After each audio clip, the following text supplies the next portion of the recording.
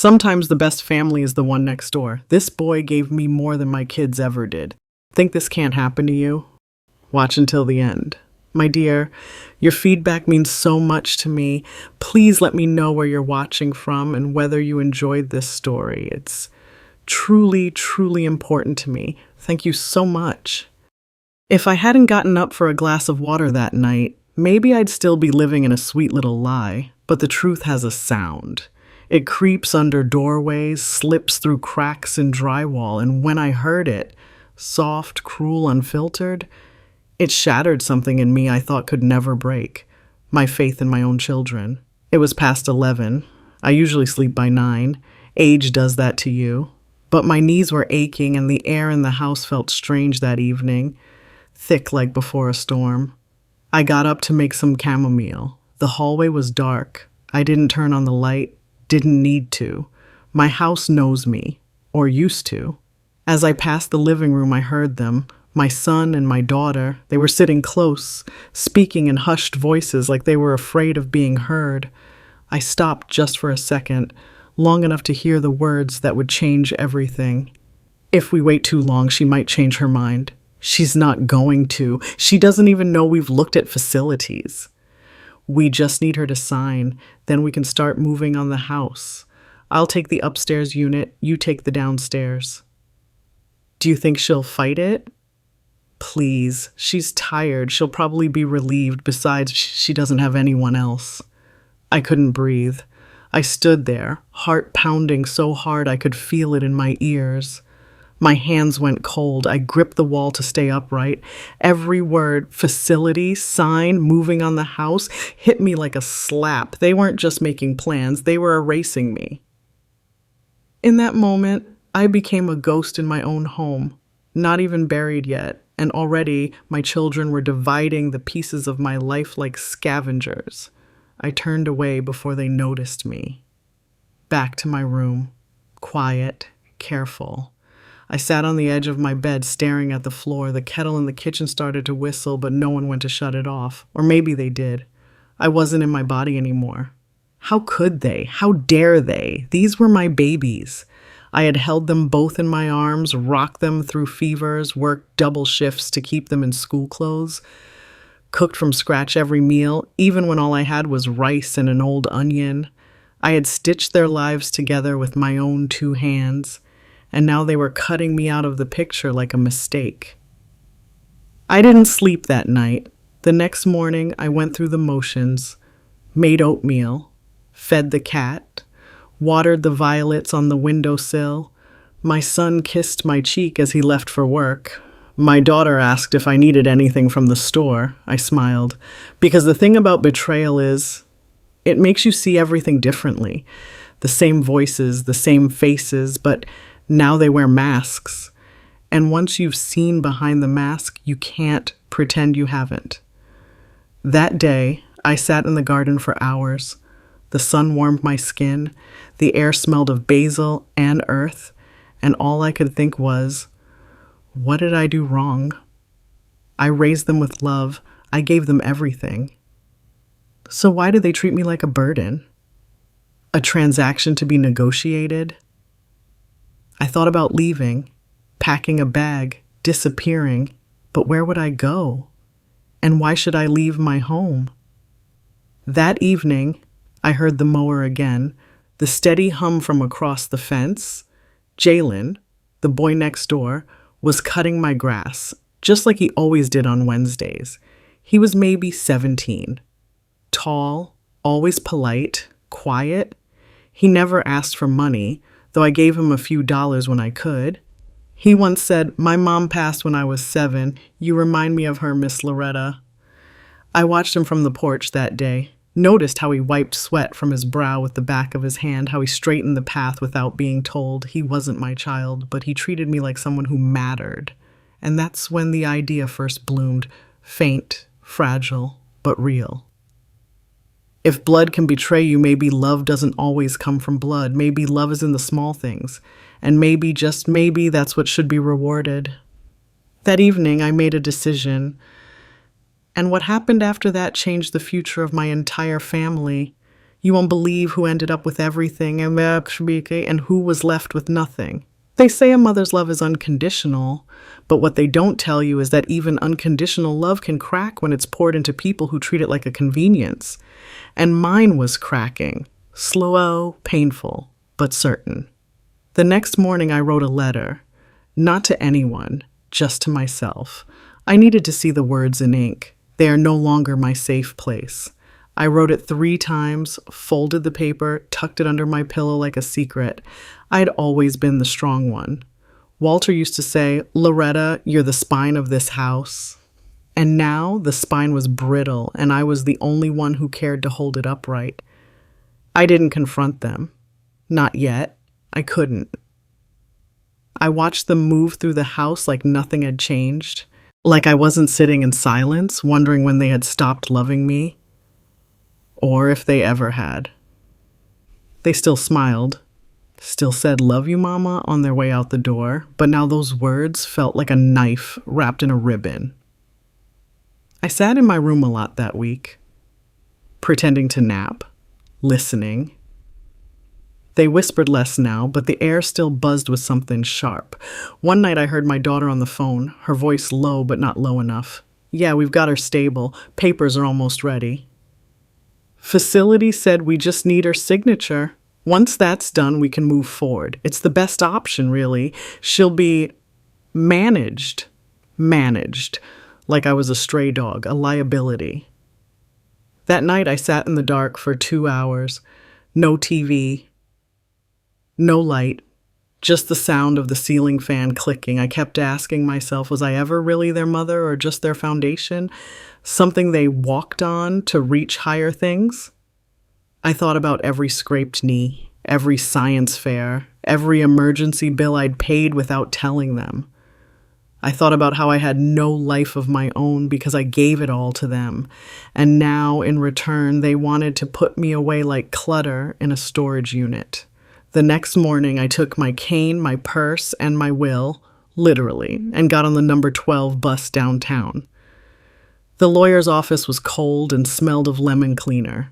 The receptionist looked at me with that sweet old lady pity I despised. "I need to change the beneficiary on my estate," I said. She blinked, then nodded. "Of course, ma'am. Let me get someone to help you." His name was Mr. Denning. Mid-30s, too cheerful, but efficient. He pulled up the documents on a screen and turned it to me. "All of this currently passes to your son and daughter. You want to split it differently?" I looked him in the eye. "No, I want to remove them both." He hesitated. "Are you sure?" That's the thing about betrayal. It doesn't leave bruises, not the kind people can see. So when you try to explain it, folks think you're overreacting, emotional, senile. But I wasn't crazy. I was awake for the first time in a long time. "Yes," I said, "I'm sure." He nodded slowly. "All right, and who do you want to designate instead?" I thought of Jalen, of his quiet strength, his gentle hands, the way he always knocked twice before walking through the gate. "My neighbor," I said, "Jalen Brooks." Denning typed it in. "Relationship?" I smiled faintly.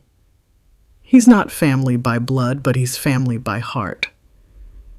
As I signed the new will, I felt something loosen inside me, not joy, not vengeance, just relief, like a rope had been untied from my chest, like I could breathe again.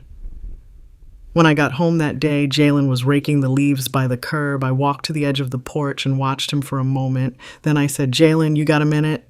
He turned, wiping sweat from his forehead, his face lighting up in that way only good-hearted people do. "Yes, ma'am?" "I just wanted to thank you," I said, "for always being kind, for seeing me." He tilted his head. "You don't have to thank me. You've always looked out for me, too." I nodded. My throat tightened. "Still, it matters. You matter." He smiled, not knowing that in that moment he'd just inherited a house, a legacy, and a lifetime of quiet love that my own children had discarded. But secrets have a way of crawling back to the surface. When my children found out what I'd done, all hell broke loose, and I was finally ready to face them. Some truths don't explode. They crack, soft, slow, inevitable, like glass under pressure. And when my children finally learned what I had done, the sound of that break echoed through every room of this house. It happened 3 weeks after the change. I hadn't told them. I wasn't planning to. I didn't know them that. But David, my son, worked in finance. He always had a way of sniffing out paperwork like a bloodhound. I suppose it was only a matter of time. It started with a knock. Not the usual 3 quick taps I knew since he was a boy. This one was hard, measured. I opened the door and there he stood. Suit jacket off, sleeves rolled up, jaw clenched tight. My daughter, Valerie, was behind him, arms folded like a wall. "Can we talk?" he asked. Not unkindly, but not warmly either. I stepped aside. Of course. They sat in the living room, my living room, like guests at a tribunal. David didn't waste time. "We know about the will, Mama." Silence. My heart beat once, loud and deliberate. Valerie leaned forward. "Why would you do that to us after everything we've done for you?" I raised an eyebrow. "Done for me?" David's mouth twitched. "You could have talked to us. And you could have not planned to put me in a nursing home behind my back," I said quietly. The silence that followed was brutal. Valerie flushed. "That's not what we meant. You misunderstood." "No," I said, "I understood perfectly. Because once you hear the truth spoken in your absence, nothing they say to your face sounds the same. You stop hearing words. You hear only weight, intent." David looked tired now, or maybe just cornered. "You raised us better than this," he said, "to respect you, to be grateful." "And I did raise you better," I said. "That's why this hurts the way it does." Valerie's voice cracked. "So you'd rather give everything to that boy next door? What is he to you?" I looked her straight in the eye. "He is kind, he is present, and he never made me feel like a burden." David stood up, pacing now. "You don't know what you're doing. You're upset. You're acting out." I stood too. "No. What I did with a clear mind and a full heart. I didn't act out. I acted finally." There are moments when the people who raised you look up and realize they don't recognize who you became, and worse, that they helped build it. Valerie started to cry, real tears, but my sympathy was gone. Not out of cruelty, but because I knew the difference now between regret and consequence. "Why him?" she asked again, voice shaking. "He's not even family." "He treated me like I mattered," I said. "That's more family than you've been in years." The silence that fell next wasn't empty. It was dense, final. David didn't try to argue again. He only looked at me for a long time, a strange look, half pity, half something else I couldn't name. Then he turned to leave. Valerie hesitated. "Please," she whispered, "just reconsider." I looked down at her hand resting on the doorknob. I remembered that hand as a child, clutching mine when she was sick, when she was scared, and I thought of how she had traded that trust for signatures, for strategy, for her version of moving forward. "No," I said. "I've already done too much reconsidering in my life." They left without another word, and I sat down at the table, poured myself a glass of water, and exhaled like I hadn't in years. That day I didn't just lose my children, I lost the version of myself that would have begged to keep them.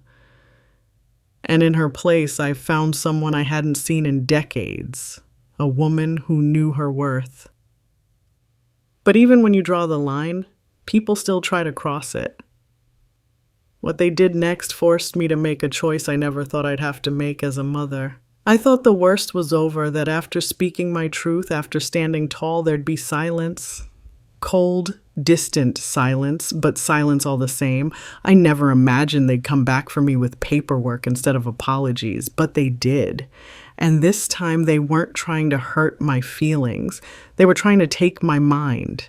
It started with a letter. Thick envelope, fancy letterhead, a law firm I didn't recognize. I opened it on the porch. The sky was gray, the air smelled like rain, and the words inside hit harder than any storm. Petition to initiate a competency hearing regarding Loretta M. Simmons. My hand trembled. I read it 3 times before I understood. They were trying to have me declared legally incapable of making my own decisions. David, Valerie, they'd filed court documents, statements, affidavits, testimonies from concerned parties. A neighbor I barely spoke to, a pharmacist who had once misheard me, even a distant cousin who hadn't set foot in my house in a decade. They didn't just want my house anymore, they wanted my voice, my choices, my name. I sat there as thunder rolled in the distance. My heart wasn't broken this time. It was enraged, not for me, but for the principal. All my life I had taught them to speak clearly, to take responsibility, and now, when I stood on my own feet, they wanted to say I'd lost my mind? Ruth came as soon as I called. She didn't gasp or cry when I handed her the letter. She just said, "Well, now we fight harder." We called Mr. Denning. He was stunned. "They'll lose," he said. "They don't have a case." But I knew better. It doesn't take truth to ruin a life, just the appearance of instability. And when a woman your age raises her voice, they don't hear strength. They hear senility. The next week was a blur. Psychological evaluations, legal interviews, home visits, questions like, "Do you remember the date? Can you name the president? Who handles your finances?" I answered everyone with poise, with clarity. But still, the question stung, as if surviving betrayal somehow meant I couldn't also be sane. Then came the hearing. I wore Walter's church hat, gray with a small feather. Ruth sat behind me, her hand on my shoulder like a lighthouse. David and Valerie came in like strangers, polished, rehearsed. Valerie testified first. Her voice trembled. "We're not doing this to punish her. We're worried. She's paranoid, erratic. She gave everything away to a teenager. That's not rational." I didn't cry. I didn't flinch. David spoke next. "She's isolating, refusing help. She talks to herself." And when it was my turn, I stood. "Your Honor," I said, "I may talk to myself, I may sit in silence, but don't mistake peace for confusion or solitude for instability. I'm not forgetful. I'm just tired. Tired of being ignored, tired of being spoken over in rooms where I gave birth to the people doing the talking." The judge didn't blink. I kept going. Yes, I changed my will, because I opened my ears and heard what I wasn't meant to hear. And no, I don't regret it, because sometimes clarity doesn't come with age. It comes with pain. The room was still. I didn't come here to prove I'm sane. I came to prove I'm still mine. The court would make its ruling. But no matter what they decided, I already knew who I was. What I didn't know was how far they'd go next, or who would turn against me. I'd faced judgment before, from neighbors, teachers, even from my own husband. But nothing cut like being judged in a courtroom for simply refusing to be erased. The decision came 2 days later. I was sitting on the porch, the wind brushing gently through the crepe myrtle trees, when Mr. Denning called. "Loretta," he said, "we won." 2 words, just 2, but I felt them like sunlight breaking through weeks of storm. "The judge dismissed the petition," he continued, "said there was no evidence of incompetence. You're free to manage your affairs as you wish." Free? I hung up the phone and stared at the garden for a long time, the rosemary, the tomatoes, the zinnias bursting wild in the corner. I had planted all of it. I had raised all of it just like I'd raised them. They tried to bury me alive and I came out blooming. But the story didn't end there.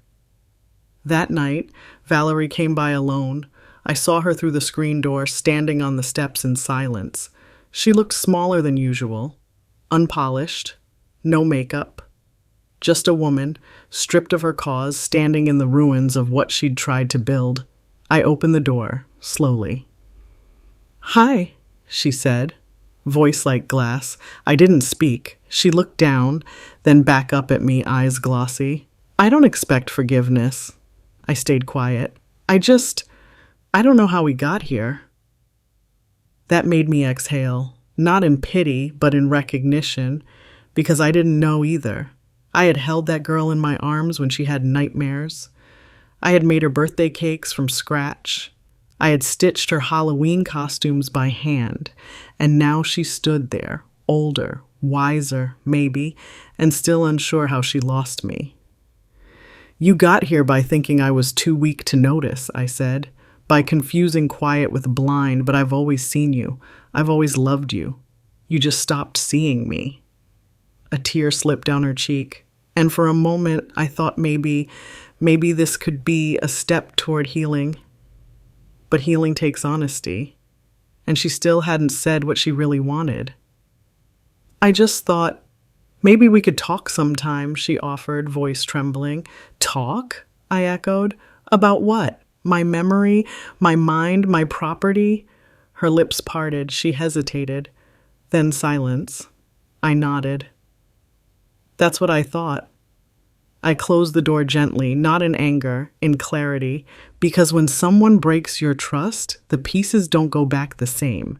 You can glue them, you can hold them, but they don't fit like before, and that's not cruelty, that's wisdom. The next morning, Jalen came by early.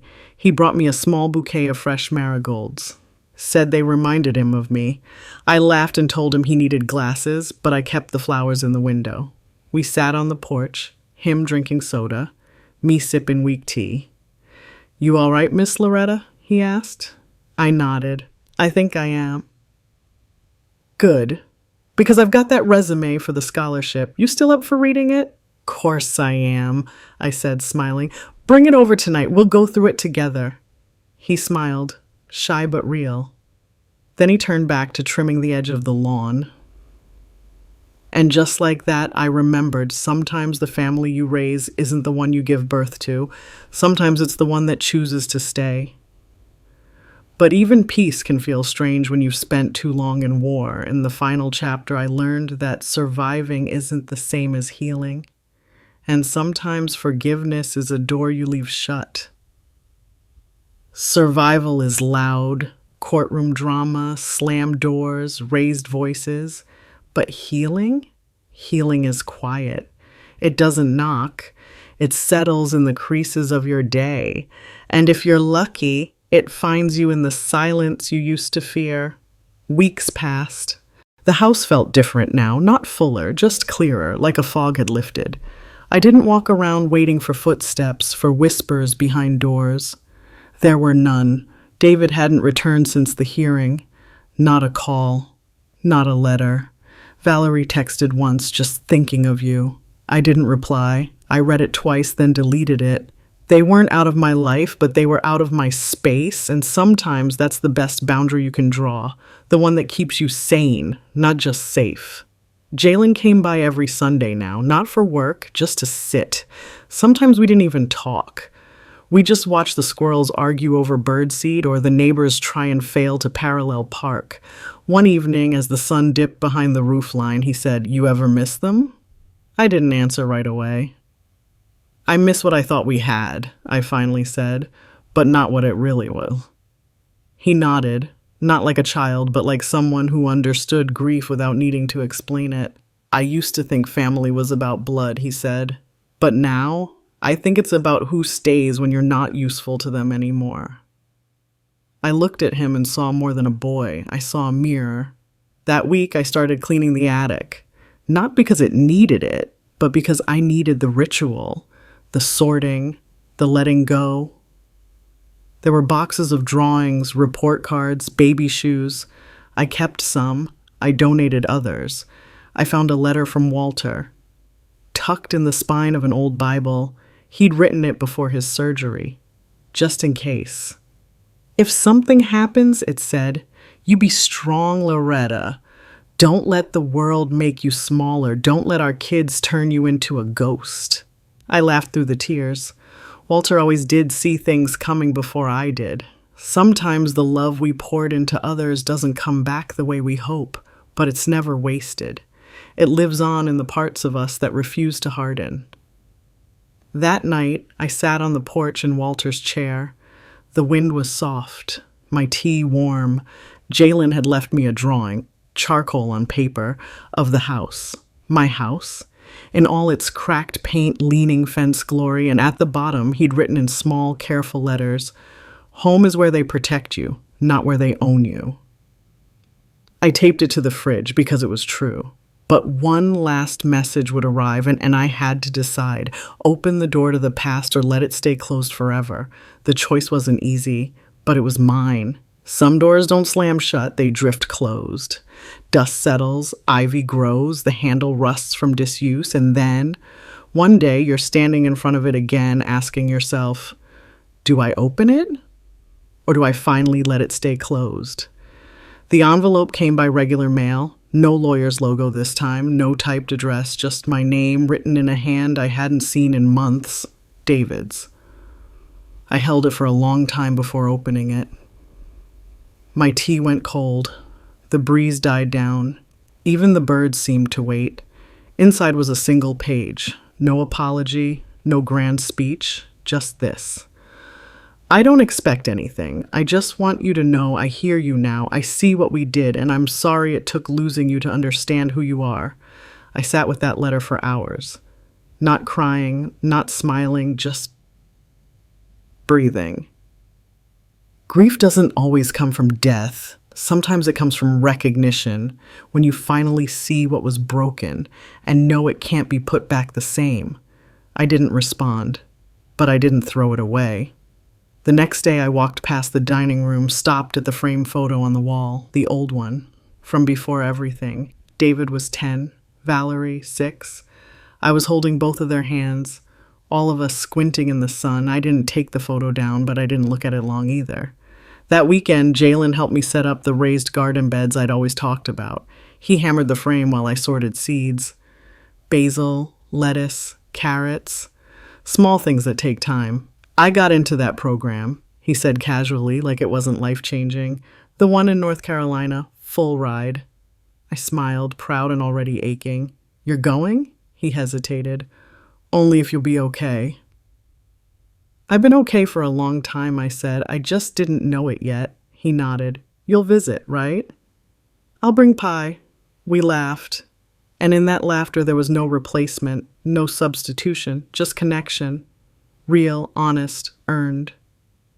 He wasn't my blood, but he watered the parts of me my own children let dry, and sometimes that's what love is. Not DNA, but devotion. That night I sat alone on the porch. The garden was planted. The stars were soft. Somewhere down the street, wind chimes tapped a slow lullaby. I thought about David's letter, about Valerie's tears, about Jalen's future, and I realized I didn't need closure. I needed peace. And peace, finally, was mine. They say old age is a second childhood, but I don't believe that. Childhood is trust, old age is truth, and mine is this. I gave my love freely, some wasted it, one returned it, and I kept enough for myself to start again.